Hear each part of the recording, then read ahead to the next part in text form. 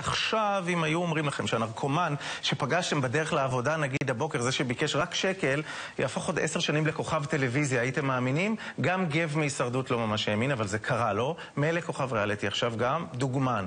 ענבל סלוי ביקרה אותו בצילומי אופנה, היה צריך לגרד אותה בשפכטל מהרצפה בסוף.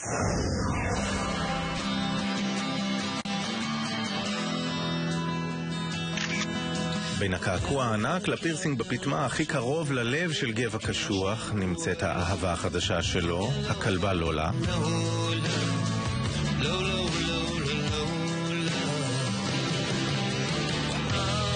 לא, זה משהו שאי אפשר לתאר, כאילו אני מגלה את הדברים שלא היה לי שקיימים בי. באמת?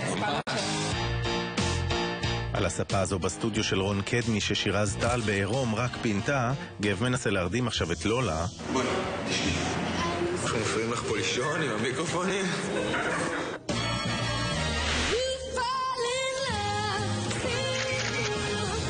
גב, מדריך גמילה מסמים, נכנס היום למדי הדוגמן, מדים יקרים במיוחד אגב. לא, אני חייבת לשאול אותך על הג'קט הזה. זה של מי? רגע? של דולצ'ה גבאנה, יפה, יפה. אמרו לי פה שאולי איזה, אני יודע, איזה 25,000 שקל, זה נראה לי משהו ביזיוני לגמרי. לפני שהמעריצות מסתערות, יש לו עוד וידוי אחד. יש לי חברה. כמה זמן? חצי שנה. ואיך נגיד היא מגיבה לכל מה שקשור לנטלי? כי זה בטח מוזר לראות את זה. וואי. כן, זה מוזר לה לראות את זה, למרות גם שזה היה לפני שהיינו ביחד. אז ככה שבקטע הזה אני מחוסה. ג'וקי. ואפשר להבין קצת את נטלי אחרי הכל.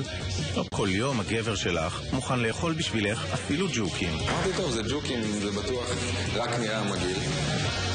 יש לזה טעם חולני. כאילו של חרא, מותר להגיד חרא, לא?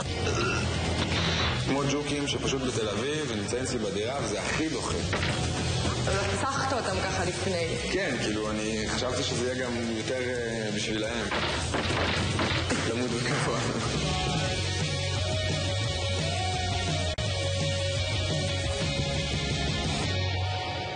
הישרדות שוב על הפרק הערב ב-9.